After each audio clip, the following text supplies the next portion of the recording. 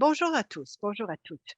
Je suis Lisa Heslop, je travaille sur le droit de la famille en matière de violence familiale au Centre de recherche et d'éducation sur la violence faite aux femmes et aux enfants de l'Université Western. Au nom du Learning Network et de Violence familiale et droit de la famille, je vous accueille à notre événement spécial, l'héritage de l'espoir de Kira, formation judiciaire sur la violence familiale. Avant de commencer, j'aimerais reconnaître que nous nous trouvons sur les terres traditionnelles des Anishinaabe, Haudenosaunee, Lenape-Wack et Chinanton. Ces terres sont liées au traité des comtés de London et de Sombra de 1796 et au traité du bol à une cuillère, Wampum. Nous faisons cette reconnaissance pour contrer la doctrine de la découverte et reconnaître les terres et la souveraineté autochtone. Nous reconnaissons également que de nombreuses personnes noires ont été violemment déplacées vers le Canada à cause du colonialisme et de l'esclavage. Nous continuerons de travailler en collaboration avec les communautés pour lutter contre le colonialisme, le racisme anti-noir et d'autres formes d'oppression qui restent omniprésentes au Canada et qui entraînent des impacts disproportionnés de la violence sexiste sur les communautés opprimées. Nous sommes ravis d'avoir avec nous Jennifer Kagan, la maman de Kiera, et une force moteur incroyable derrière ce projet de loi, ainsi que Pamela Cross et Arkana Medekar, vraiment deux militantes incroyables pour la justice, donc pour les femmes dans le système judiciaire. Leur biographie complète est partagée dans un lien du chat. Nous commencerons d'abord par une présentation de Jennifer Kagan, suivie d'une table ronde avec Akana et Pam, qui nous passera ensuite aux questions-réponses de votre part. Donc, bienvenue à nos trois conférencières, Jennifer, Akana et Pam. Bienvenue et merci de vous joindre à nous aujourd'hui. Il s'agit d'une conversation extrêmement importante et nous avons hâte d'entendre vos interventions. Alors, Jennifer, je vous cède la parole pour nous lancer. Merci, Lisa, et merci au Learning Network et à Violence familiale et droits de la famille de m'avoir invité à vous parler aujourd'hui de la loi de Kira, une loi qui a maintenant reçu la sanction royale au fédéral et ici en Ontario, au provincial. Cette législation est nommée en l'honneur de ma fille Kira Kagan, qui a perdu la vie dans un fémicide en février 2020. Avant de parler de la loi, permettez-moi de vous parler de ma fille et de ma fille Kira, car sans elle, rien de tout cela ne se serait concrétisé. Je soupçonne que beaucoup d'entre vous connaissez notre histoire, mais pour celles d'entre vous qui ne sont pas au courant, ce sera difficile à entendre. Kira était vraiment la meilleure petite fille au monde. Elle était intelligente et douce et attentionnée et féroce à la fois. On l'aimait en la rencontrant. À bien des écarts, elle ressemblait aux autres enfants de 4 ans. Elle aimait jouer avec ses amis, avec ses poupées, princesses, ses super-héros. Son enseignante de la maternelle me disait que son moment préféré de la journée était le jeu libre. C'était peut-être un moyen d'échapper au traumatisme et à la dure réalité qu'elle vivait de la part de son père. Elle était une vieille âme, capable de se connecter avec les personnes de tous âges et de tous horizons. Kiera a toujours voulu faire le bien. Et comme moi, elle ressentait le besoin de se battre pour celles qui ont subi des injustices, que ce soit sur le terrain de jeu ou en classe. Connaissant la nature de Kira, sa fin de vie prématurée et horriblement injuste devient encore plus horrible. Cette petite fille méritait une vie bien remplie, de plein de souvenirs heureux, d'activités, d'heures de jeu avec son petit frère qu'elle appelait sa personne préférée au monde. Le 9 février 2020, Kira a été tuée par son père biologique dans un acte de vendange félicide contre moi pour avoir quitté la relation. Aujourd'hui, nous parlerons de l'héritage de l'espoir de Kira et de ce que la loi de Kira signifie pour les autres survivants de la violence euh, à l'avenir. Nous avions travaillé dur pour faire adopter cette loi, reconnaissant l'immense besoin, non seulement suite à mon expérience de rejet horrible par le tribunal de la famille et les services à l'enfance, mais aussi par les centaines de survivantes qui nous ont tendu la main et des citoyens d'un océan à l'autre qui ont été consternés par ce qui est arrivé à Kira. Les homicides familiaux sont prévisibles et évitables. Il y a énormément de données, des statistiques provinciales dont on parlera aujourd'hui. Dans mon cas, je sais qu'au moment du meurtre de Kira, plus de 22 facteurs de risque de létalité étaient présents. Mon mari et moi, mon mari actuel, avons crié sur tous les toits que Kira était en danger et devait être protégée de son père. Mais personne nous a écoutés. Je sais que les survivantes présentes aujourd'hui, ainsi que les juristes, les intervenantes dans le sphère de la violence conjugale, connaissent bien le sujet. Les tribunaux, les services de protection d'enfants, la police laisse tomber les survivantes de la violence et de leurs enfants.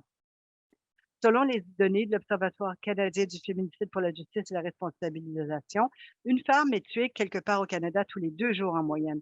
Selon les études de Myrna Dawson, 30 à 40 enfants sont tués chaque année par un parent. Les femmes, les enfants et ceux qui les aident ne peuvent pas compter sur le système juridique pour leur protection. Au Canada, 44 des femmes ont déclaré avoir été victimes de violences conjugales de la part d'un partenaire. Et c'est ce qui a été signalé. Bon, plusieurs personnes ne signalent pas la violence conjugale à VC, étant donné qu'ils savent que les systèmes tels que les tribunaux, la police, la protection de l'enfance ne feront qu'aggraver leur situation ou qu'elles sont accusées d'aliénation parentale. Et comme le montrent les recherches de John Mayer et Linda Nielsen, elles risquent de perdre la garde des enfants au profit de l'agresseur. Le moment le plus dangereux pour une victime d'abus est celui où elle se sépare de son partenaire. Selon une étude du Centre américain de contrôle et de prévention des maladies, une femme qui quitte une relation avec des antécédents de contrôle correctif de violence et de séparation restante vit un risque 9 fois plus élevé d'homicide domestique. Une étude américaine a révélé qu'11 des 231 femmes tuées par leur partenaire intime avaient obtenu une ordonnance de non-communication à l'égard de leur agresseur. Environ 20 de celles qui avaient reçu de telle ou telle ordonnance ont été tuées dans les 2 jours suivant l'émission de cette ordonnance. À l'heure actuelle, le système juridique ne protège pas les femmes et les enfants contre la violence et la mort dans les situations de VC. Les médecins qui souhaitent intervenir pour aider les patientes ne peuvent pas compter sur le système judiciaire pour les protéger de la violence et du préjudice.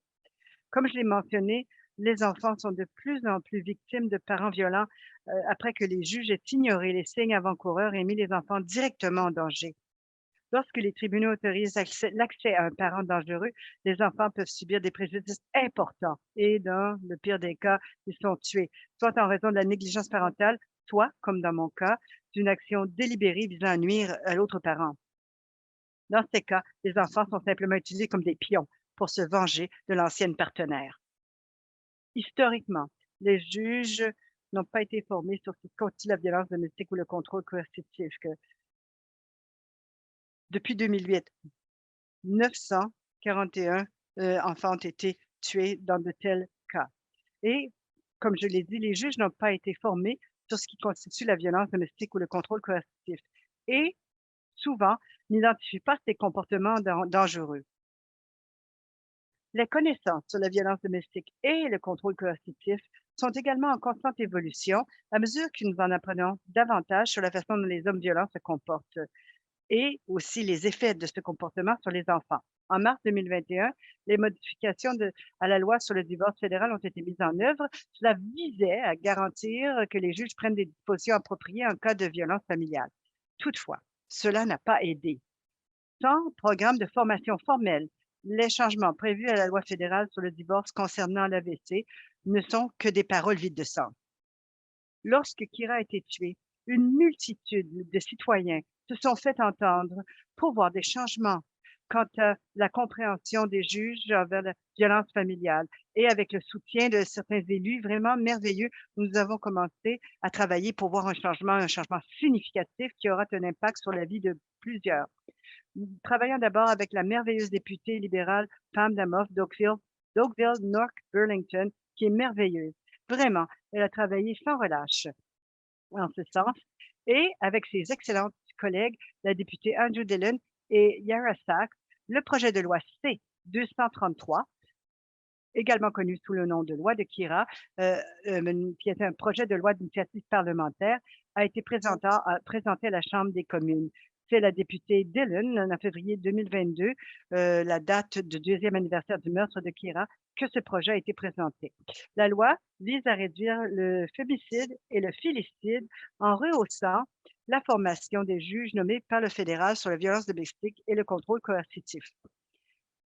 Ça a été soutenu fortement, vivement, par le procureur général du Canada, David Lametti, qui a déclaré, je cite, ce qui est arrivé à Kira n'aurait jamais dû arriver.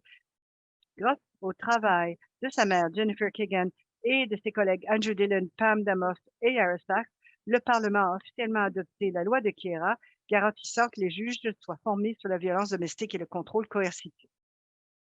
Au-delà de cette formation, de cette sensibilisation, la loi de Kira porte la conversation sur la violence domestique et le contrôle coercitif hors de l'ombre, là où l'AVC se propage, pour mettre cela sous les feux de la rampe, en grande visibilité. La couverture médiatique de l'histoire de Kira et de la loi de Kira est extrêmement puissante pour faire avancer la conversation nationale et mettre ces questions au premier plan. Les discussions au Sénat ont été particulièrement remarquables, le Sénat ayant été précédemment décrit comme un club de vieux garçons qui ne parlaient pas de ce genre de choses.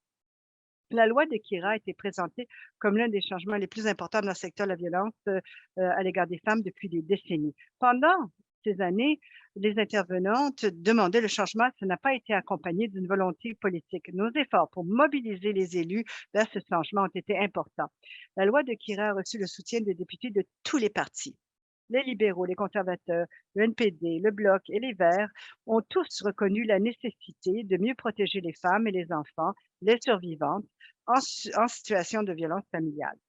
Les projets de loi d'initiative parlementaire sont rarement adoptés et la loi de Kira a passé à travers la Chambre en 4 petits mois avec des votes unanimes en faveur de tous les élus, y compris le premier ministre et le chef de l'opposition officielle. L'urgence d'adopter ce projet de loi a également été reconnue notamment par la présidente du comité de la condition féminine, la députée Karen Vecchio, qui a veillé à ce que la loi de Kira franchisse rapidement l'étape d'examen par le comité. Une fois adoptée à la Chambre, la loi de Kira est allée au Sénat sous la direction de l'honorable sénateur Pierre Dalphond, un ancien juge de la Cour d'appel du Québec qui a parrainé le projet de loi au Sénat et qui a travaillé sans relâche pour qu'il soit adopté sans délai. Il a parlé de manière puissante au Sénat à plusieurs reprises pour dire à quel point ce projet de loi était pertinent.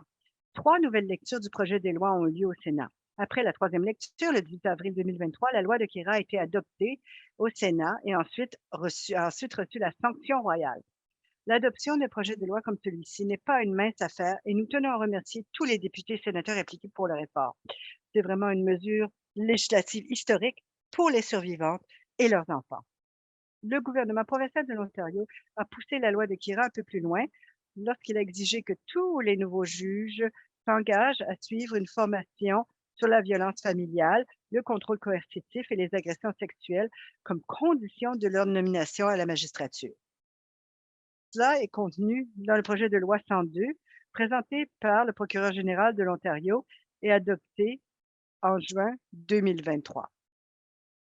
Cela signifie que tous les nouveaux juges en Ontario au niveau provincial doivent recevoir cette formation. Alors que le changement de culture prendra du temps, avec la loi de Kira, ces projets de loi sont une étape très importante. Je tiens à remercier les élus qui ont rendu cela possible, y compris la députée provinciale Effie Tiranta-Filapolis et le procureur général Doug Downey, qui ont tous les deux parlé à plusieurs reprises de l'importance de ce projet de loi à l'Assemblée législative de l'Ontario. La députée Effie Tiranta-Filopoulos a également présenté la motion de Kiresla de la loi de Kira à l'Assemblée législative de l'Ontario. Cette motion lancera le bal sur un processus de consultation avec le public et les parties prenantes du système judiciaire de la famille et s'orientera vers la formation de tous les professionnels des tribunaux de la famille sur l'AVC et le contrôle coercitif, y compris les intervenantes de l'aide à l'enfance, les procureurs de la couronne et les évaluateurs et évaluatrices en matière de garde. Le travail du gouvernement d'Ontario dans ce domaine n'est pas encore terminé. Nous les remercions pour leurs efforts considérables. Ces mesures sont percutantes et fortes, mais je crois qu'elles prendront du temps. Je suis reconnaissante au Centre de recherche et d'éducation sur la violence contre les femmes et les enfants et à Luke's Place et à d'autres groupes de leurs efforts pour assurer la liaison avec la magistrature et plaider pour que l'éducation, la formation ait le plus d'effet possible. Nous savons que la formation des juges n'est pas une tâche facile. Ils peuvent penser qu'ils connaissent ce domaine ou qu'ils ne veulent pas changer. Et ça prend du temps. Avec le pouvoir fourni par la loi de Kira, le moment est venu de veiller à établir ces relations et que les survivantes et les groupes qui les soutiennent participent à la démarche de formation afin que les choses puissent changer pour le mieux. Nous devons veiller à ce que la formation inclue une information sur ce que la VC peut vouloir dire en 2023. Une information qui peut démanteler les mythes et les stéréotypes des survivantes et des agresseurs. Par exemple, pourquoi les survivantes pourraient ne pas rapporter, signaler cela au début? Ça doit inclure de la connaissance, de l'information provenant des comités d'examen de décès provinciaux et fédéraux. L'impact donc de la violence conjugale et l'importance pour le parentage. Comme la pseudoscience de l'aliénation parentale, c'est donc une arme contre les survivantes et un préjudice pour les enfants lorsqu'ils sont enlevés d'un parent bienveillant vers un parent dangereux. Il faut comprendre le traumatisme que les enfants vivent avec un parent abusif, un agresseur, et à quel point ça a des conséquences pour le reste de la vie de la personne. La loi de Kira fait déjà une différence. J'ai reçu ce message récemment. Je veux vous remercier pour toutes vos interventions. N Nous avons donc, reçu une décision dans notre affaire devant le tribunal de la famille. Le juge a fait remarquer que la violence domestique peut inclure le harcèlement et la violence psychologique. La violence familiale peut être insidieuse, peut prendre de nombreuses formes et veut souvent dire des comportements contrôleurs et coercitifs qui sont difficiles à prouver car ils ont lieu en privé.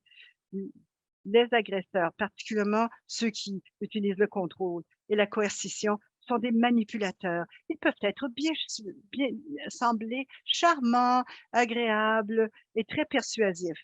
Les victimes de violences familiales sont souvent les seuls témoins qui peuvent donc relater leur vécu et souvent ne peuvent appuyer leurs allégations avec des preuves évidentes.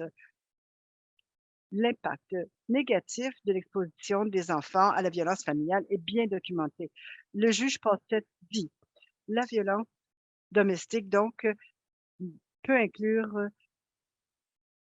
l'abus mental et psychologique avec toutes les implications, les répercussions pour les jeunes. La personne qui avait été agresseur a reçu donc une ordonnance d'accès supervisé et a été refusé donc la garde non supervisée de l'enfant. Tous les enfants touchés par la violence méritent un juge qui comprend l'impact de la violence conjugale, la violence familiale pour leur sécurité physique et psychologique. La loi de Kira est une étape importante vers cela. Je souhaite remercier tous ceux qui ont travaillé à faire bouger les choses et à faire adopter la loi de Kira. Nous savons hélas, c'est en raison du vécu de ceux qui ont subi, les préjudices que cela est arrivé. Je sais que nous avons cependant inspiré d'autres personnes à reprendre le flambeau et comme l'a dit Margaret Mead, ne doutez jamais qu'un petit groupe d'individus réfléchis et engagés puisse changer le monde. En fait, c'est la seule chose qui soit possible. Je cède la parole maintenant à Pamela Cross. Merci Jennifer de votre intervention puissante. Je veux commencer par dire quelques mots sur Jennifer, une femme vraiment remarquable. Nous nous sommes rencontrés la première fois peu de temps après la mort de Kira en 2020. La passion de Jennifer pour trouver quelque sorte de justice, que ce soit à cette terrible perte, a brillé, même alors même elle ne s'est jamais estompée. Son engagement, son courage et ses efforts inlassables au cours des 2 dernières années ont été phénoménaux. Elle n'abandonne jamais vraiment et ne prend pas non pour une réponse. Beaucoup d'entre nous sont intervenus pendant des années et des décennies, en fait, pour une formation sur la violence conjugale, heu, à la magistrature et nous avons été largement infructueuses. Sans Jennifer, il n'y aurait pas de loi de Kira et le reste d'entre nous continuerait de se cogner la tête contre un mur. Merci, Jennifer, de tout votre travail acharné. Il est important de bien comprendre l'importance du rôle de Jennifer, car il témoigne du rôle des voix des survivantes dans tout ce que nous faisons. Sans ces voix, sans ce vécu, notre travail manque d'authenticité. Il ne suffit pas, par exemple, pour moi, de penser une question comme la violence conjugale, la formation pour les juges à travers une lentille juridique. Je dois également comprendre cela à travers les multiples lentilles des femmes qui ont vécu les conséquences lorsque les juges n'ont pas cette formation. Tout notre travail est enrichi lorsque les survivantes font partie intégrante de la démarche. J'aimerais parler des juristes et à la nécessité pour eux et elles d'être formés en matière de violence conjugale.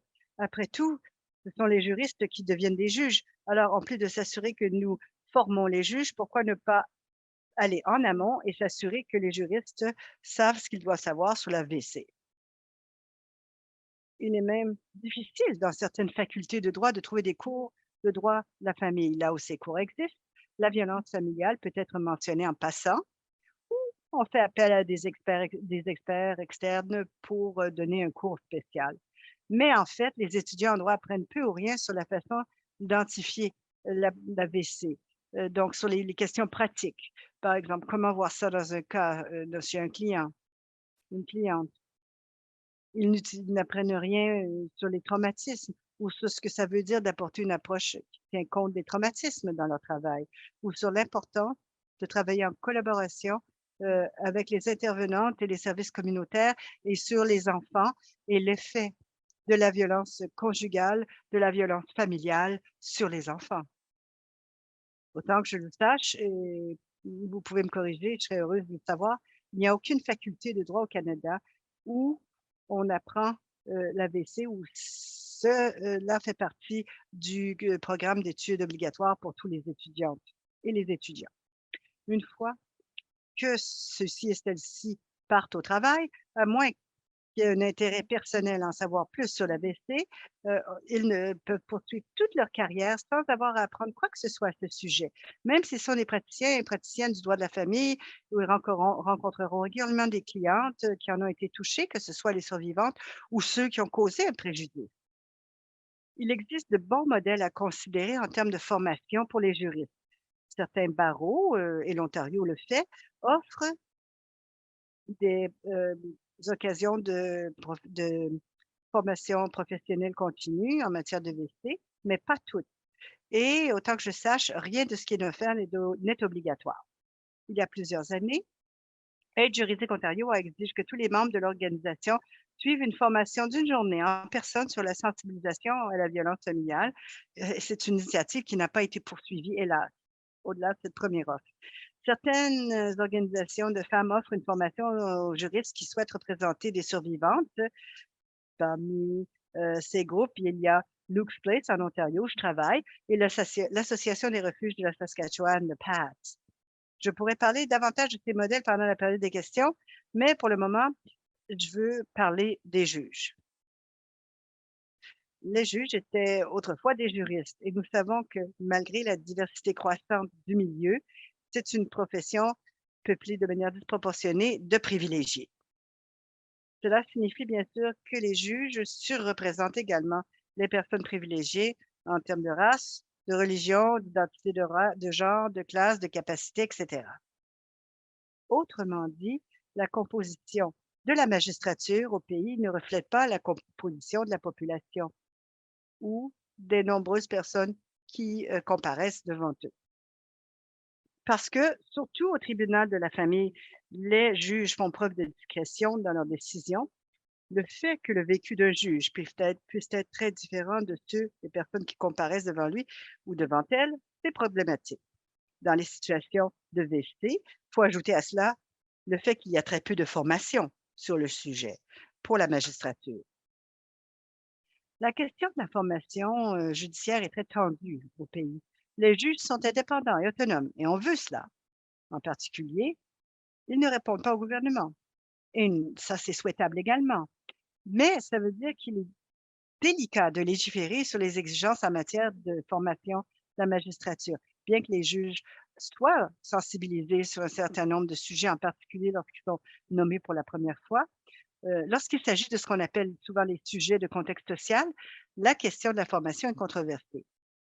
Une ligne doit être tracée entre la formation objective et tout ce qui pourrait donner l'impression qu'il s'agit d'une tentative de biaiser les juges pour ou contre une perspective particulière. Voici un exemple. Ceux d'entre nous qui travaillons avec les survivantes de VC considèrent que la formation sur des sujets tels que la dynamique de la violence, violence après la séparation, traumatisme, etc., euh, euh, l'impact sur les enfants et ainsi de suite, c'est important pour les juges afin euh, que la magistrature puisse apporter un esprit éclairé à la prise de décision. Tandis que ceux et celles qui travaillent avec des personnes soupçonnées d'avoir eu un comportement abusif craignent que cela ne biaise les juges contre leurs clients. C'est pas seulement dans le domaine que l'AVC que ce sujet s'est posé, mais c'est le cas ici et nous sommes loin d'avoir débrouillé tout cela. Il existe d'excellents modèles de formation judiciaire sur la violence conjugale, la violence sexiste que nous pourrons peut-être explorer au cours de la période de questions. Enfin, pour m de ma part, pour le moment, je tiens à souligner qu'une façon d'aider les juges à mieux comprendre l'AVC, c'est que les juristes fournissent des preuves d'experts au tribunal. Ça ne se produit pas souvent de nos jours, mais il y a quelques projets en cours qui pourraient changer cela. Je reviendrai sur ce sujet pendant la période des questions. Mais maintenant, je vais céder la parole à Archana.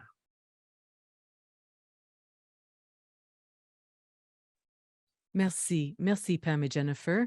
Et merci au réseau d'apprentissage et à Violence familiale, droit de la famille, de me donner l'occasion de participer et de partager mes réflexions. Un merci tout particulier à vous tous et toutes qui êtes ici et qui vous joignez à nous de partout au Canada. Jennifer, je veux commencer par vous remercier. Vos efforts inlassables avec votre équipe pour mettre en œuvre la loi de Kira au niveau fédéral et maintenant au niveau provincial en Ontario sont très, très importants. C'est le moment de faire une pause, de réfléchir. Kira avait un rêve. Elle voulait changer le monde. Et vous vous êtes assuré que cela devienne réalité, pas seulement pour Kira, mais pour d'autres enfants qui sont aux prises avec des conflits familiaux. Nous avons entendu parler de beaucoup d'enfants comme Kira qui ont perdu la vie aux mains de membres de leur famille proche. Par exemple, Luke, Aksa Pervez, Riya Rajkumar, pour n'en nommer que quelques-uns. Selon la recherche, la violence familiale se perpétue chez les enfants. Examinons Statistique Canada de 2021, qui a émis un rapport indiquant que la violence familiale envers les enfants et les jeunes signalée à la police a augmenté de 25 depuis 2009. Nous savons qu'il y a un sous-signalement qui se passe. En 2021, les enfants et les jeunes de 17 ans et moins représentaient une victime sur 5, c'est-à-dire 19 Cela fait que environ 24 500 enfants et jeunes de partout au Canada étaient des filles, étaient des enfants, et de ceux-ci, 64 étaient des filles. Pendant la pandémie, le Canada est passé du 11e au 13e rang sur 170 pays selon l'Indice mondial des femmes, de la paix et de la sécurité. Examinons maintenant le pourquoi de la formation des juges sur la violence familiale. Les recherches nous démontrent que la violence familiale est l'une des formes de violence les plus prévisibles et évitables, à condition qu'on l'évalue correctement. Il faut en faire le dépistage. Nous savons aussi que si les premiers signes de violence familiale ne sont pas relevés et qu'il n'y a pas d'intervention opportune, cela peut entraîner la mort. La loi de Kira est importante. Elle reconnaît le rôle clé des juges dans le système de justice familiale. Elle élargit la formation des juges pour inclure la violence familiale et le contrôle coercitif. Les survivantes de violences familiales espèrent que les faits tirés de leurs expériences vécues vont éclairer l'interprétation de la loi. Les agresseurs peuvent recourir à la violence pour épuiser les victimes devant les tribunaux, mais ils doivent continuer de s'adresser au système de justice, mais les survivants doivent continuer de s'adresser au système de justice pour se protéger et protéger leurs enfants. On sait de plus en plus qu'il faut tenir compte des traumatismes dans les tribunaux. Les juges dans les tribunaux de la famille protègent l'intérêt supérieur des enfants. Il s'agit non seulement du bien-être physique des enfants, mais aussi de les protéger contre les expériences négatives. La formation judiciaire élargirait la compréhension intersectionnelle des juges du contexte social multiculturel pertinent où se situent les conflits liés à la violence familiale. Il est clair, la sécurité de la vie dépend des approches judiciaires pour trancher les affaires de violence familiale. Il est crucial d'entendre la voix de celles qui vivent dans la peur. La semaine dernière, j'ai assisté au forum politique de haut niveau au siège des Nations unies à New York. Le 19 juillet, le Canada a présenté son deuxième examen national volontaire pour la mise en œuvre du programme de développement durable à l'horizon 2030. Le sujet portait sur 2 ODD, l'ODD 5 et l'ODD 16. Le Canada a partagé son ambition qu'il voulait réduire le harcèlement et tenir les Canadiens en sécurité. Et la loi de Kira fait en sorte que les Canadiens sont en sécurité en personne et en ligne. La loi de Kira assure que le système de justice familiale est efficace et solide. Je vais aussi mentionner que le Canada a ratifié la Convention des Nations unies relative aux droits de l'enfant. Celle-ci reconnaît l'importance de la participation des enfants dans la définition de leurs propres intérêts et de leur propre autonomie. Je vais maintenant examiner 3 dimensions de la loi de Kira. De façon générale, il faut maintenir la confiance du public dans notre système de justice familiale. Il faut refléter notre meilleure compréhension de la violence familiale et cela doit se refléter dans la prise de décision judiciaire. Bien sûr, il faut aussi sauver des vies. Les changements législatifs, surtout les modifications apportées à la loi sur le divorce en 2021, avaient 4 objectifs. Promouvoir l'intérêt supérieur des enfants, lutter contre la violence familiale, réduire la pauvreté, rendre le système de justice familiale du Canada plus accessible et efficace. Maintenant, les juges des tribunaux de la famille ont le devoir de tenir compte des effets de la violence familiale sur les enfants dans leurs décisions. Deuxièmement, il y a eu des progrès dans les sciences sociales. Nous avons maintenant une meilleure compréhension des formes de violence et cela va au-delà de la violence physique. On reconnaît les schémas abusifs, coercitifs, qui vraiment représentent les talons d'or en matière de violence familiale.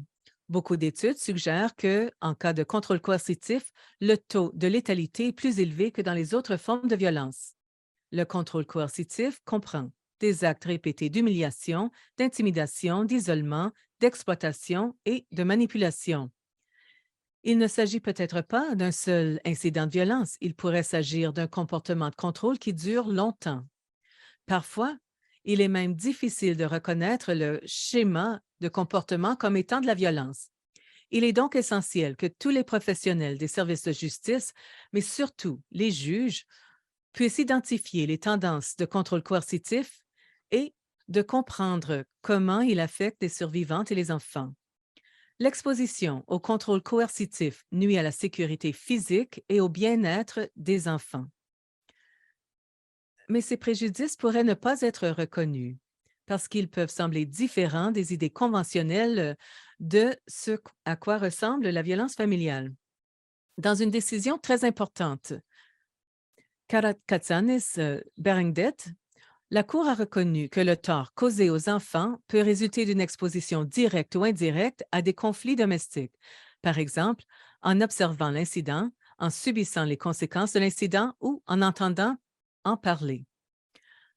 Ensuite, nous avons de meilleurs outils maintenant pour cerner les risques de violence familiale. Par exemple, il y a la trousse aide de Justice Canada et les rapports des comités des coroner. Par exemple, le rapport d'enquête de Kira a relevé 22 facteurs de risque d'homicide entre partenaires intimes. Parmi les facteurs de risque connus, dans l'affaire Kira, il y a la séparation des parents, le litige en cours, le chômage du père, ses problèmes de santé mentale, des antécédents de destruction des biens de la part du père, les tentatives d'isolement de la mère, le contrôle de ses activités quotidiennes, des antécédents de trac et d'étouffement et de violence. Alors, je veux conclure en soulignant que ces facteurs de risque étaient prévisibles et évitables. Je crois que la loi de Kira combine les deux piliers d'une société juste et pacifique. Donc, l'éducation et la résolution de conflits. Je cède maintenant la parole à Lisa. Merci à Jennifer, à Pam, Archana d'avoir donné le contexte pour le reste de la discussion. Nous allons maintenant passer à une discussion du panel. Il y a deux questions que nous allons examiner. Quelles sont nous savons que l'objectif d'ensemble, c'est d'assurer la sécurité des survivantes et des enfants dans le système de justice familiale. Alors, pour le panel, quels sont vos espoirs et vos souhaits pour la loi de Kira?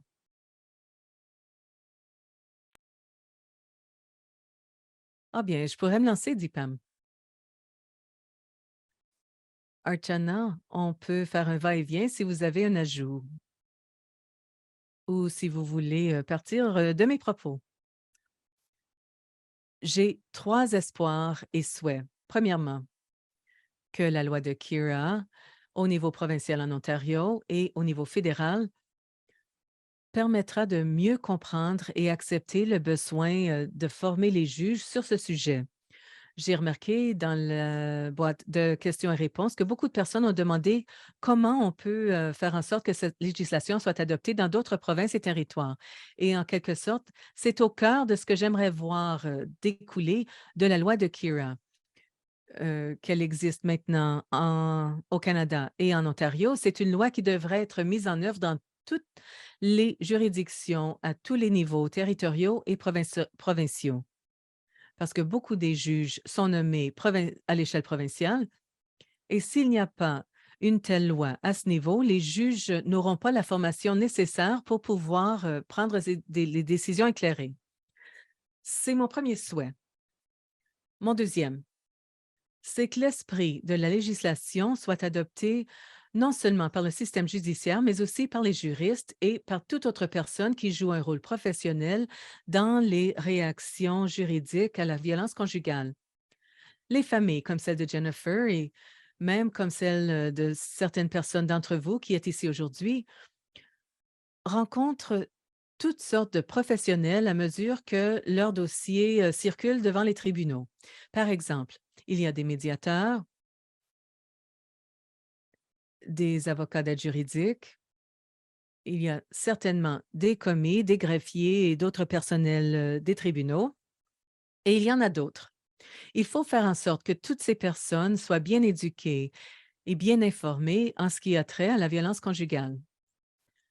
Il y a certains aspects qui sont super importants et je sais que nous avons chacun nos propres sujets d'intérêt, mais l'un d'entre eux, à mon avis, et que les professionnels ne comprennent pas, selon moi, c'est la réalité que la violence se poursuit après la séparation et même après qu'une ait été tranchée. Alors, dans le système judiciaire, il faut que les avocats et les autres professionnels le comprennent. Ça ne s'arrête pas simplement parce que la femme quitte la relation violente. Ça se poursuit, ça s'intensifie. Les enfants sont impliqués par l'agresseur malgré eux. Et comme Jennifer nous l'a mentionné, dans les cas extrêmes, tragiques, les enfants peuvent devenir victimes de l'agresseur dans ses efforts continus de maintenir le pouvoir et le contrôle de son partenaire. Je vais garder mon troisième souhait pour donner la parole à Archana. Merci, merci Pam. J'aimerais faire un lien entre l'éducation judiciaire et l'éducation publique juridique. Il y a un besoin. Maintenant que nous avons la loi de Kira et qu'il y a une compréhension commune que les joueurs clés, c'est-à-dire les juges, doivent être formés, il faut examiner l'élargissement de la portée de l'esprit de cette loi en la rendant publique, parce que l'éducation peut jouer un rôle important lorsqu'il s'agit de diagnostiquer des problèmes sociaux. Nous avons vu pendant la pandémie qu'il y a certains changements que nous remarquons dans nos discours publics et nous devons faire en sorte de protéger tout le monde. Nous pouvons faire appel au pouvoir de l'éducation pour transformer les choses et pour favoriser un changement de comportement. Et ensuite, comment est-ce qu'on examine l'enjeu d'éducation? Est-ce qu'on peut commencer à en parler comme étant un accès à la justice? Parce qu'en fait, c'est ce que c'est. C'est crucial pour assurer que notre système juridique dessert les besoins de tout un chacun. Et ce n'est pas tout le monde qui sait y participer. Alors, l'éducation des juges, comme nous le savons, grâce à la loi de Kira et l'élargissement à une éducation publique plus d'envergure sont importantes. Ensuite, la loi Kira est utile pour briser le cycle de la violence. La violence se perpétue auprès des enfants. La Cour suprême du Canada a indiqué qu'il est essentiel de déterminer la violence familiale pour soutenir l'intérêt supérieur de l'enfant. Alors, si les juges doivent constater la violence familiale dans chacun des cas, au cas par cas, eh bien, ils doivent se fier aux preuves qui sont présentées au moyen des juristes et d'autres participants non traditionnels. Alors, Pam, vous avez relevé l'importance des autres participants non judiciaires qui se trouvent dans le système. Et je pense qu'il faut se concentrer sur ces personnes aussi. Bien sûr, vous avez indiqué qu'il devrait être obligatoire pour que les avocats de la famille aient une formation en dépistage de la violence familiale. Un autre aspect, c'est le rôle des juristes et des autres professionnels du domaine. Il faut examiner la question de façon à devenir plus productif. Par exemple, on renvoie la cliente à des services non essentiels juridiques. Cela ne relève pas de la portée de la loi. Mais nous savons maintenant qu'il y a des solutions interdisciplinaires qui font en sorte que les, les éléments sont soutenables. Il faut le personnel de soutien, il faut les professionnels de la santé mentale, il faut les thérapeutes, etc. Alors, il faut faire évoluer le rôle. Il n'y a pas seulement que les avocats, les juristes à prendre en compte. J'espère qu'on commencera à voir qu'il y a d'autres rôles à impliquer dans cette formation. Pam, eh bien, je vais indiquer mon troisième souhait. Nous avons la sagesse. Nous pouvons apprendre de ce que nous avons appris. Nous pouvons tirer les leçons de ce que nous avons appris. On n'a pas besoin de partir à zéro en ce qui a trait à la formation des juges. Une des pratiques exemplaires que je connais, et je sais qu'il y en a d'autres, c'est la suivante. C'est un modèle qui a été créé par l'Institut national de la justice, qui est un institut pour les juges qui est responsable d'une grande partie de l'éducation fournie aux juges partout au pays. Et il y a plusieurs années, ce modèle consistait en une série de séminaires qui examinaient la violence familiale avant les tribunaux, qui visaient les avocats de la famille et les juges de la famille, séparément et ensemble. Alors, en gros, il y avait une formation pour les juges, les avocats criminels aussi, et les juges criminels aussi. Et ensuite, il y en avait une qui était pour les deux juges ensemble. J'ai fait partie de ces séances. Et ces séances donnaient aux juges l'occasion d'apprendre dans une ambiance qui était bienveillante, sans jugement. Ils étaient entourés d'experts en matière de violence familiale. Ils ont examiné un dossier fictif et ils ont eu l'occasion, au cours de 3 ou 4 jours qu'a duré la formation, de parler, de réfléchir et de tenir compte de leurs décisions selon différents scénarios qui pourraient se présenter traditionnellement devant les tribunaux. Alors, c'est quelque chose qui a été fait pour les juges et je pense que ce serait un excellent point de départ. Au niveau fédéral et de la province de l'Ontario, on peut commencer à penser à ce que l'on veut faire maintenant que la loi de Kira a été adoptée. Merci, Pam. J'ai un ajout, dit Archana. J'ai un autre espoir. Compte tenu de la diversité des parties qui sont impliquées dans le système de justice familiale, et vous en avez parlé brièvement tantôt, il faut se concentrer sur l'éducation de la sensibilité culturelle. Il faut faire en sorte que les aspects culturels sont compris en profondeur par les preneurs de décision et tous les participants au système judiciaire. Parfois, la culture peut être donnée comme excuse pour la violence. À ce moment-là, il faut bien comprendre ce qui se passe et ce qui est au cœur du problème. Encore une fois, il faut établir un lien avec le rôle des avocats, et des juristes et des autres professionnels du domaine juridique. Et c'est avantageux. Ils arrivent à apprendre, ils arrivent à obtenir, à mieux juger les questions et cela, en bout de ligne, bénéficie aux clients. Alors, il nous revient à nous. Il faut améliorer le système.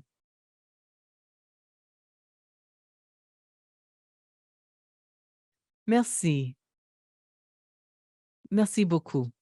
La prochaine question est la suivante. Vous avez reconnu dans vos conversations que les juges ne peuvent pas agir tout seuls. Beaucoup des personnes qui sont ici aujourd'hui, qui vont regarder le webinaire, sont des professionnels alliés, des juristes, des personnes qui travaillent avec les survivantes et les survivantes de violences fondées sur le sexe. Comment peut-on soutenir les juges pour qu'ils prennent des décisions qui assurent mieux la sécurité des survivantes?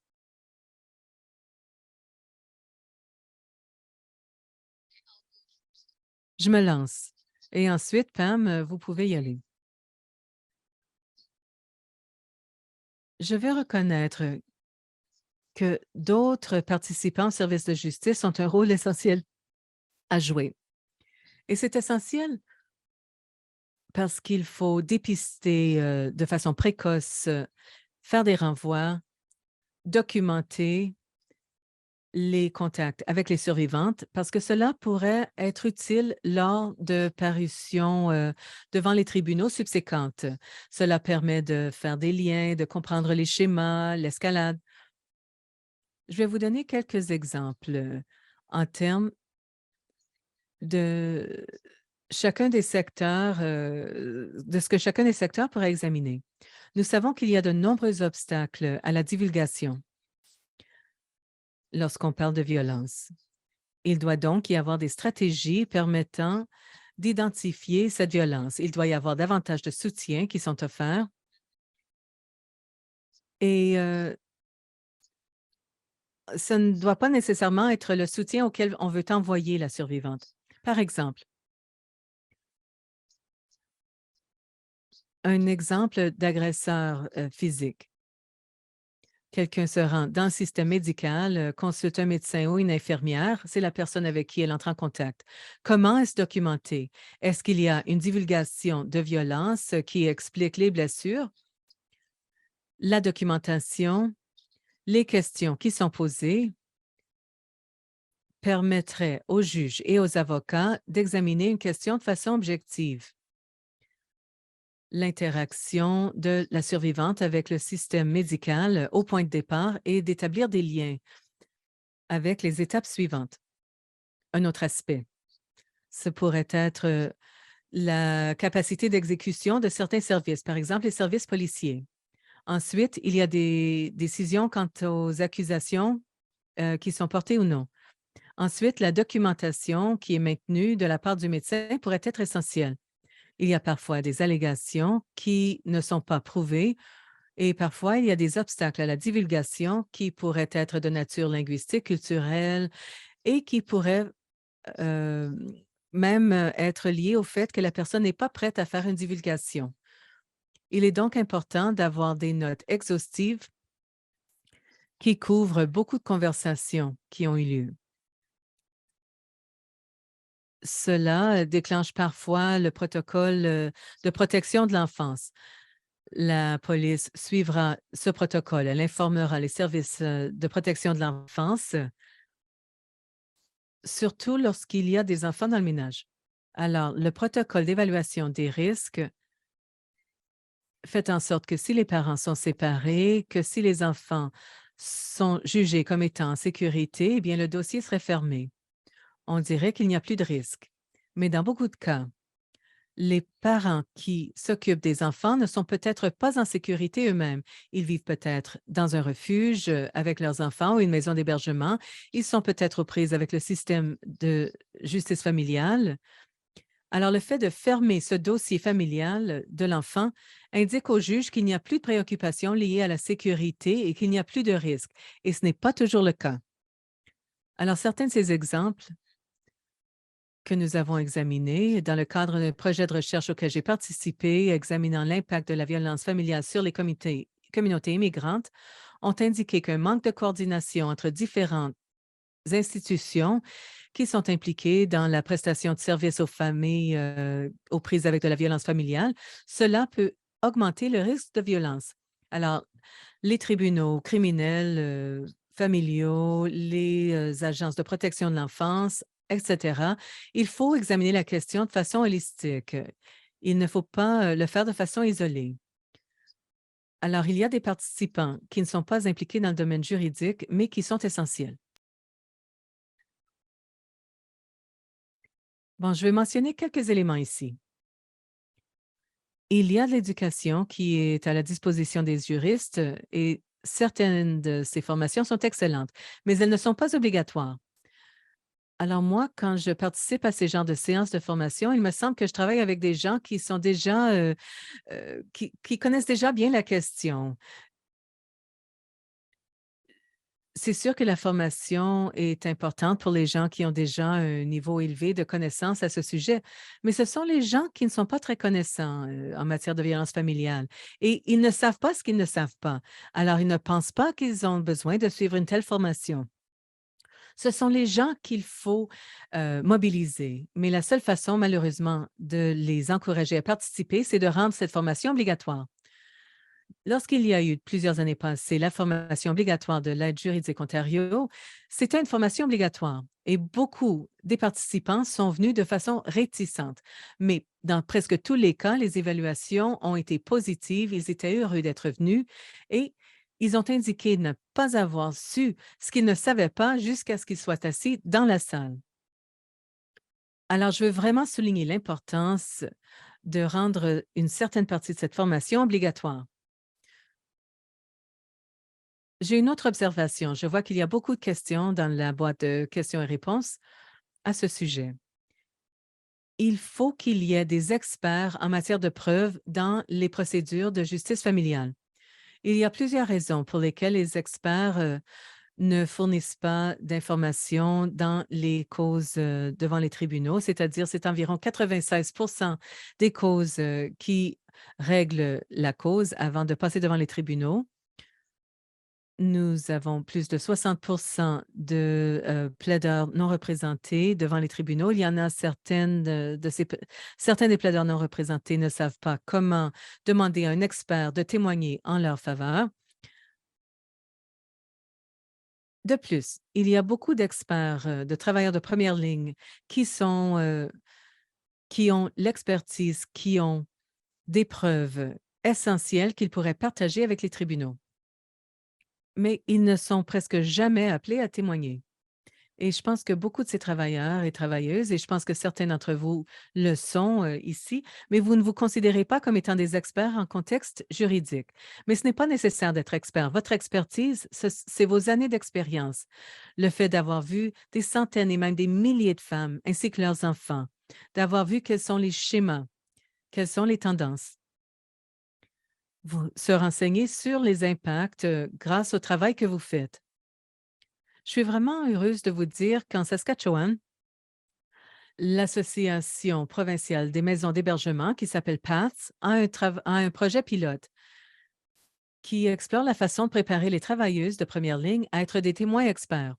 Le projet comprend des recherches, des consultations et l'élaboration d'une formation pilote pour un petit nombre de travailleurs et travailleuses. Cela aura lieu en septembre. Alors, je pense qu'on va en apprendre beaucoup grâce à ce projet pilote au sujet des besoins des travailleurs et travailleuses pour qu'ils se sentent qualifiés à donner une opinion d'expert dans ces cas. Si je comprends bien, il y a un projet semblable en Alberta. Alors, s'il y a quelqu'un ici qui y participe lorsqu'on passe à la séance de questions et réponses, vous pourriez peut-être en parler. Mais je pense qu'il y a beaucoup d'informations utiles que l'on peut trouver qui seraient très utiles pour les juges. Il faut trouver une façon de l'intégrer au processus judiciaire et de faire en sorte que les gens qui possèdent l'information se sentent compétents pour comparaître devant les tribunaux. Merci. Merci à vous deux. Alors, nous allons maintenant passer à la période de questions-réponses et répondre aux questions qui ont été posées dans la boîte. On va peut-être vous demander d'élaborer sur les modèles qui existent déjà pour la formation et le changement judiciaire. Pouvez-vous en parler? Et comment pouvons-nous soutenir ces modèles? Eh bien, l'un des meilleurs modèles que je connaisse, et d'autres ont cette expérience aussi, c'est que l'Institut national judiciaire a une série de séminaires qui s'appelle Gérer la violence familiale dans les tribunaux. J'aimerais bien qu'on les mette à jour pour refléter les connaissances qu'on a présentement, qu'on n'avait pas à l'époque où ces webinaires, où ces séminaires ont été établis. On comprend mieux le contrôle coercitif, par exemple, aujourd'hui qu'on le faisait même il y a 10 ans. Et on pourrait explorer le rôle du contrôle coercitif dans un dossier de justice familiale ou même dans un dossier pénal. Ce qui m'a vraiment plu dans ce modèle, c'est qu'il s'agissait d'un modèle interactif. Les juges travaillaient avec un dossier qui était fictif, bien sûr. Alors, ils ont eu l'occasion de réfléchir à la question sans avoir l'impression qu'on leur disait ce qu'il faut faire. Parce que nous avons tous notre petit bout de fierté et parfois, on ne veut pas se faire blesser. Alors, ça semble être une atmosphère très constructive pour l'apprentissage.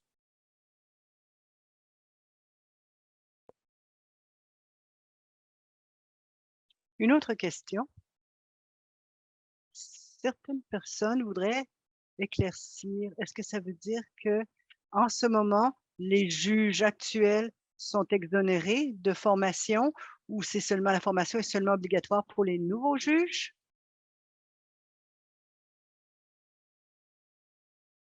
Alors, le ministère de la Justice rend les cours disponibles. Les juges actuels pourront suivre ces cours et on fera un suivi de qui, heu, prend ces cours et les nouveaux juges seront obligés. Les juges actuels, pourront suivre la formation, mais pour les nouveaux, ce sera absolument obligatoire en Ontario. Merci. Autre question? Est-ce qu'il y a eu une considération donnée à l'amélioration de la collaboration entre la magistrature et les autres professionnels du secteur de la justice? Je ne connais pas la réponse à cette question. Je pense que du côté du secteur qui lutte contre la violence faite aux femmes, nous sommes toujours prêts et intéressés à collaborer. Mais le désir doit être réciproque, disons-le comme ça. Et pourriez-vous dire quelques mots sur l'utilisation des témoins experts pour accroître cette collaboration? Je vais vous donner un autre exemple. Une des choses, avant tout, une des choses qui était formidable quant à la formation donnée en Ontario auparavant et nous avions été critiques et avec raison de cela auparavant au cours des années, mais bon, parce qu'il y avait on avait occulté les besoins des survivants. Mais lorsque l'aide juridique a émis ce projet et s'est tournée vers le secteur qui lutte contre la violence, pour les aider à offrir cette formation.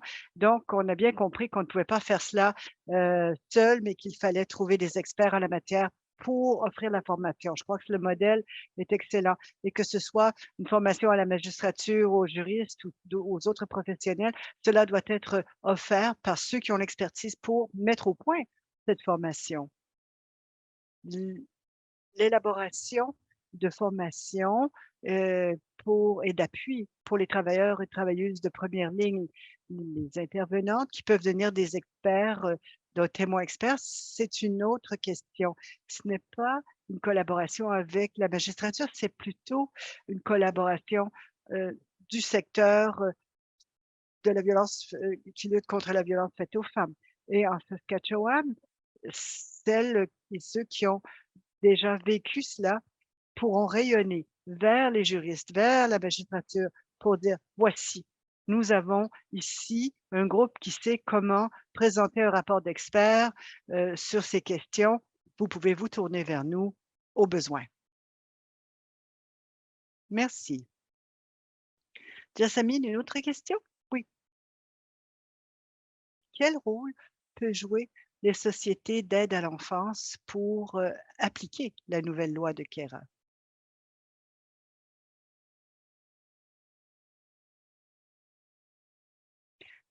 Est-ce que quelqu'un veut répondre? Archana? Oui, d'accord. Bon, je me lancerai et Pam pourra intervenir par la suite. Je ne pouvais pas vous voir avant à l'écran. Je crois qu'il y a un rôle pour les sociétés d'aide à l'enfance, la DPJ, pour veiller à ce que les enfants soient protégés, à ce que leur meilleur intérêt soit tenu en compte. Il y a eu des changements législatifs qui ont été sanctionnés donc dans la loi, relative, au bien-être de l'enfant.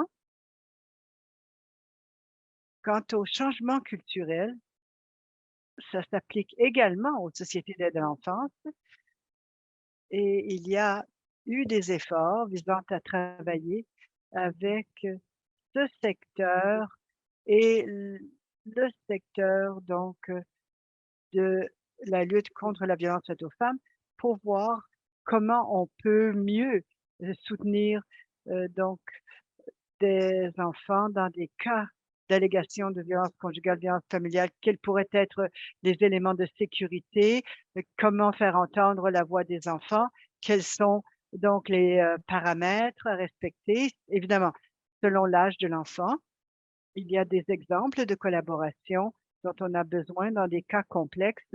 Par exemple, parfois, ça peut être des, familles hautement conflictuelles, mais aussi des cas de WC où il y a des aspects très complexes, qui peuvent être culturels ou qui, qui est occulté parce que ça ne fait pas partie de l'expérience habituelle. Les sociétés d'aide à l'enfance doivent travailler avec les communautés locales et les groupes communautaires et certaines de ces sociétés, en fait, créent des partenariats avec, ceux qui luttent contre la violence genrée pour, intervenir de manière appropriée. Il y a beaucoup à faire cependant, à mon avis, particulièrement pour comprendre les défis de la surreprésentation des communautés noires marginalisées, autochtones dans le système et comment approprier peut-être comment, créer de façon appropriée des équipes traitant la violence conjugale qui s'informeraient l'une l'autre dans leurs travaux pour offrir des réponses précoces et des évaluations de risques. Beaucoup reste à faire, il faut décloisonner, c'est certain, pour, que le secteur donc d'aide à l'enfance ne soit pas, isolé, mais travaille en collaboration avec d'autres partenaires qui répondent, aux besoins selon leur mandat. Pam, voulez-vous ajouter à cela? Non, je n'ai rien à ajouter à cela, merci.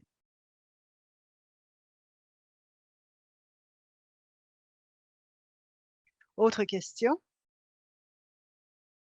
Comment les citoyens, les citoyennes peuvent intervenir en faveur donc d'une amélioration de la procédure en droit de la famille pour les survivantes. Comment quelqu'un peut devenir, par exemple, une intervenante indépendante, donc une défenseur indépendante, par exemple en Ontario? Ah, ça c'est mon sujet préféré, alors je vais répondre. Il y a des manières par lesquelles les personnes peuvent travailler à la défense des droits, peu importe où elles se trouvent et qui elles sont. En Ontario, Luke's Place a une coalition de réforme donc du droit à la lumière du féminisme. Et on peut certainement rayonner vers tous ceux, toutes celles tous ceux et toutes celles qui s'intéressent à la chose selon, et on peut offrir aux gens de suivre des formations en ligne gratuites qui seront en ligne au cours des mois à venir. Donc, une formation autonome en ligne sur l'intervention efficace. Si quelqu'un veut intervenir mais ne sait pas comment s'y prendre, cette formation peut aider quant à un domaine précis d'intervention suite à l'enquête. Donc, l'enquête qu'il y a eu à donc dans le comté de Renfort, au triple homicide qu'il y a eu dans ce comté. Nous avons élaboré une trousse précise pour ceux et celles qui souhaitent intervenir sur des enjeux comme celui-là. Dans chacune de vos provinces, vous pouvez probablement vous tourner vers vos associations de refuge, de maisons d'hébergement qui sauront comment vous pouvez, en tant que personne ou en tant que petit groupe, y travailler. Et vous pouvez aussi aller voir le site web de l'Alliance Chanterelle. Ça a été donc mis au point par une association nationale de femmes ainsi que Luke's Place pour intervenir en faveur donc du droit positif pour les femmes. Et il y a aussi beaucoup qui se passe dans les médias sociaux. Nous connaissons toute la puissance des médias sociaux pour le bien ou pour le mal, mais allez-y, allez donc dans les réseaux, il y a des grands groupes de défenseurs et d'intervenantes qui s'y trouvent. Simplement se joindre à ces groupes de la base, ces groupes de citoyens, citoyennes qui souhaitent intervenir, souhaitent agir. Lorsque les gens ont des conversations, peuvent dire, par exemple, ceci ou cela m'est arrivé, mais que plusieurs personnes réagissent et visent le même objectif, c'est puissant. Il y a donc de la force dans ces connexions. Si vous voulez, si vous avez de l'intérêt, vous pouvez certainement m'envoyer un message donc sur Twitter ou dans les médias et je pourrais vous aider peut-être à réseauter. Prochaine question. Est-ce que la loi de Kira s'applique aux juges de paix également? En Ontario, c'est le cas. La formation prévue donc dans le projet de loi 102 s'appliquerait donc aux juges, à la magistrature et aux juges de paix. Alors la réponse est oui. Merci Jennifer.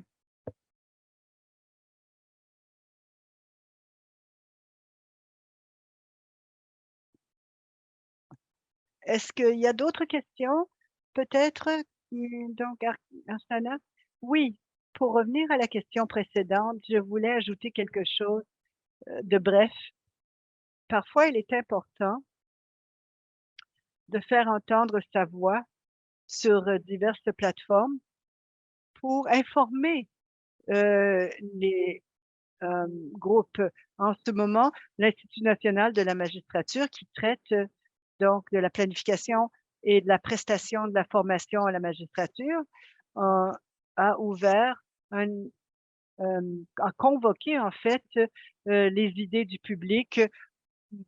Alors pour donc la formation des juges, il est important que lorsque une telle ouverture est faite, que la population, les citoyens puissent réagir pour, par exemple, présenter les lacunes provenant de leur vécu, selon le secteur dans lequel on œuvre, quels sont les obstacles, par exemple, à l'accès à la justice et qu'est-ce que, l'Institut national de la magistrature devrait, avoir comme point de mire? Heu, nous savons que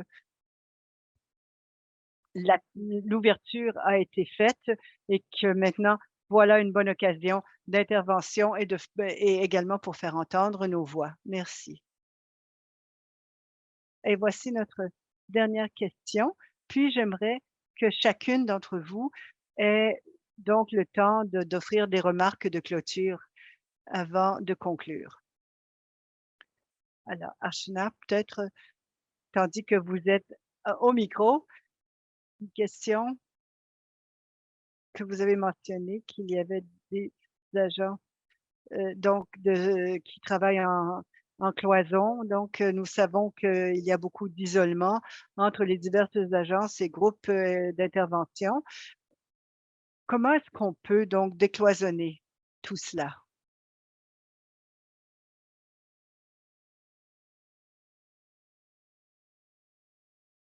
Eh bien, je crois que la première étape à prendre, c'est d'avoir la vision et honnêtement, d'estimer qu'il est critique que toutes les réponses à ce problème complexe de violence conjugale ne se trouvent pas uniquement dans le domaine du droit.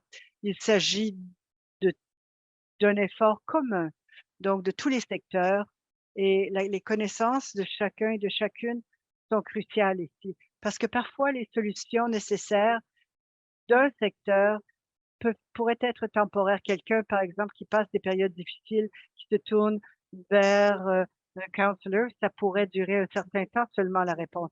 C'est pourquoi la nature interconnectée, donc, veut dire qu'après le counseling, la personne donc, qui fait du counseling devra peut-être utiliser d'autres donc, interventions et d'autres mesures, sel devant les tribunaux ou ailleurs. Peut-être que cette personne alors ne pourra agir elle-même, mais devra se tourner vers d'autres agences. Donc, s'il faut par exemple demander un certificat d'aide juridique, si on veut avoir donc différents d'autres systèmes de soutien selon donc les centres, d'aide, au aux droits de la famille et donc tenter de voir quelles sont les options disponibles en tant que recours, juridique. Parfois, se tourner vers les agents pour avoir un programme, par exemple, qu'on a en Ontario qui s'appelle de soutien aux travailleurs, donc des tribunaux qui permet à ceux-ci d'aider donc les, intervenantes et les, survivantes à veiller à ce que leurs besoins soient satisfaits, par exemple, en matière de logement, de santé mentale et de bien d'autres éléments qui doivent être, tenus en compte, ainsi que, les enfants qui pourraient exister. Donc le concept, évidemment, c'est la collaboration, la coopération et une approche multisectorielle. Mais comment y arriver?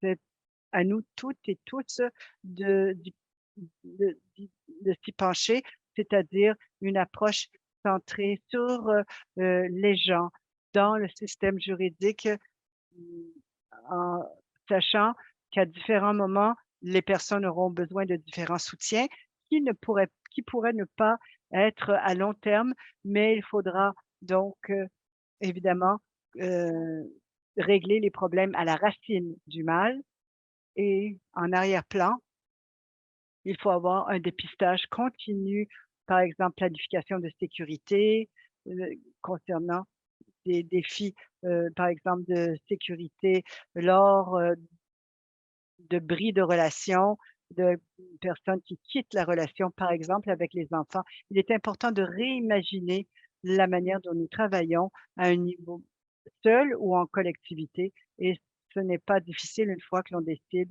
de prendre cette orientation de partenariat et de collaboration. Personnellement, en tant que juriste pratiquante, j'ai des ressources, par exemple, locales, régionales et je veux Les les contacter, encourager à les voir quel est le encourager. problème, ça, c'est plus difficile. Et ensuite, leur permettre de décider du cours à suivre prochainement, c'est aussi simple que cela et ça peut vraiment aller loin. On sait d'après les recherches que les gens ne vont pas divulguer la violence à moins que nous, en tant que fournisseurs de services, posions la question. Et les survivantes pourraient ne pas divulguer leurs autres besoins sans qu'on leur pose la question. Il faut comprendre qu'on est centré sur les besoins des gens et je pense que si on se le rappelle, il y a les partenariats qui seront formés. Merci. Quelqu'un d'autre? C'était vraiment bien dit. Bon, alors je vais vous donner une dernière occasion de conclure avec les messages les plus importants. Pam,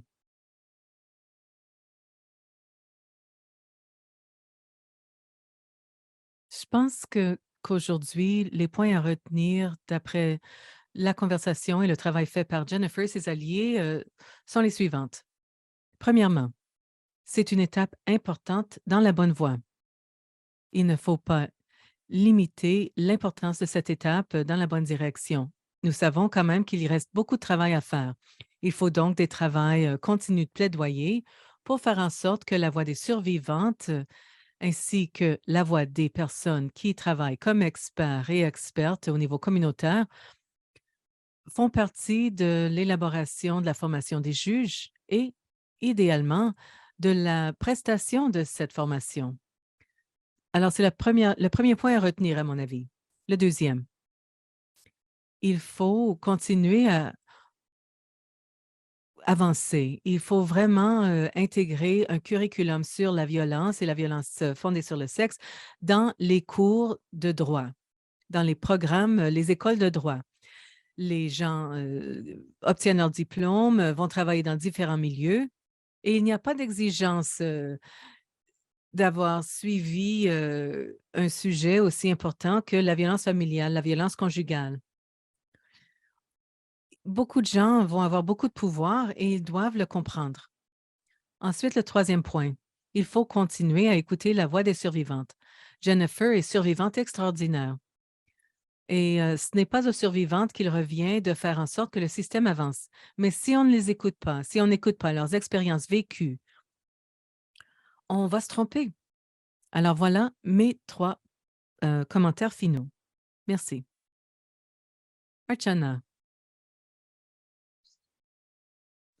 Alors, je dirais, pour poursuivre mes propos plus tôt, selon la pratique, il y a des défis à l'accès au soutien pour les survivantes, même s'il y a des soutiens communautaires qui sont à leur disposition, ils ne sont pas nécessairement faciles à accéder. Et au cœur de tout cela, il y a la peur et la discrétion. On ne veut pas divulguer la violence dans la famille. Et parfois, il y a des modèles de prestation des services qui n'identifient pas nécessairement, qui ne sont pas nécessairement jumelés aux expériences des gens. Les gens qui ont des obstacles linguistiques, par exemple, aux différentes cultures.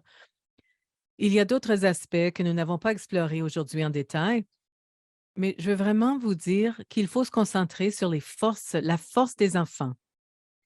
Il y a des enfants qui sont en mesure de partager leurs expériences si on leur pose des questions de la bonne façon. euh, et si c'est une personne d'une perspective délicate, formée, où ils peuvent partager ce qui se passe chez eux, dans leur famille, dans leur foyer, et ils peuvent faire partie de la solution des défis auxquels ils sont confrontés. Il faut écouter la voix des enfants et leur permettre de participer à la prise de décision de façon qui convient à leur âge, bien sûr. Il est important pour nous de trouver des façons de reconnaître que la voix des enfants pourrait devenir une forme d'information authentique qui est très puissante. Et encore une fois, je veux partager mon dernier espoir. il faut avoir une formation, une sensibilisation à l'échelle de la communauté sur la violence familiale. Pourquoi? Parce qu'il faut reconnaître que certains des enjeux ne découlent pas de l'expérience de vie de certaines personnes. Il pourrait s'agir d'un enjeu systémique ou quelque chose qui a une intersection avec d'autres composantes et qui nuit à la capacité de la personne à gérer. Les fournisseurs de services doivent pouvoir identifier ces composantes et fournir les soutiens nécessaires permettant aux personnes de reconnaître que certaines composantes dépassent l'individu et qu'il faut offrir davantage de soutien pour faire ce qu'il faut faire au cas par cas. Je veux aussi reconnaître les efforts de Jennifer et de tout le monde qui a appuyé la loi de Kira. Merci. Merci, Archana. Alors, à vous, Jennifer, le dernier mot. Merci. Je veux vous remercier aujourd'hui. Merci pour le plaidoyer. À tous ceux qui participent, y compris mon mari et d'autres qui ne pouvaient être ici aujourd'hui et qui participent à ces efforts d'une perspective juridique. Maintenant, il faut se pencher sur la mise en œuvre de cette législation. Alors, nous allons nous tourner vers les étapes à venir. Merci à Pam et à Archana aujourd'hui. En termes de questions, qu'est-ce qui se passe dans les autres provinces? Nous avons parlé à différentes personnes élues dans différentes provinces partout au pays. Alors, si vous êtes une province à l'extérieur de l'Ontario, parlez à vos représentants élus. Dites-leur que vous êtes en soutien de la loi de Kira.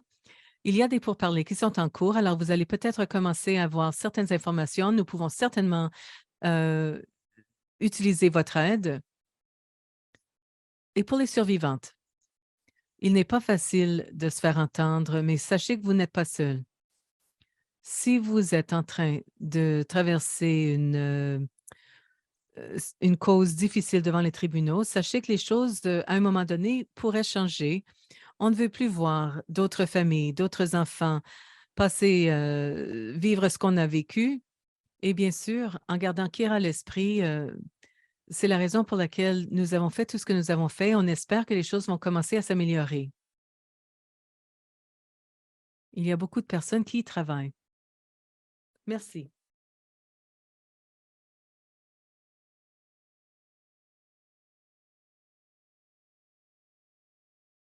Bon, alors, nous terminons notre séance d'aujourd'hui. Merci de vous être joints à nous pour participer à cette conversation si importante.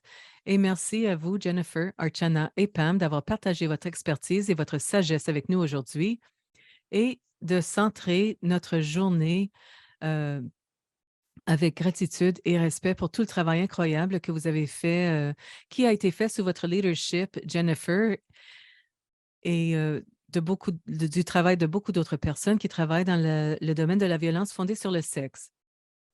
Bon, euh, il reste quand même beaucoup de travail à faire, mais ça ne nous surprend pas, j'imagine, hein? Je vais aussi prendre un instant pour remercier nos interprètes ASL, Emma et Vanessa, merci, et nos interprètes francophones, Caroline et Sylvie. Merci de nous avoir soutenus aujourd'hui. Je veux aussi vous demander une autre fois de vous rappeler de remplir le formulaire d'évaluation. Nous profitons beaucoup des rétroactions que nous recevons, ce qui nous aide à euh, améliorer la façon dont on fait les choses. Alors, je vous demanderai de prendre un moment pour le faire et votre certificat de participation vous sera envoyé automatiquement dès que vous aurez fini de remplir le sondage. Lorsque nous allons fermer le webinaire, le lien vous sera envoyé automatiquement. Le lien apparaîtra automatiquement dans votre navigateur. Il s'agit de la première partie d'un webinaire à deux parties. La deuxième partie sera envoyée, publiée à tout le monde et nous espérons que vous pourrez vous y joindre. Merci.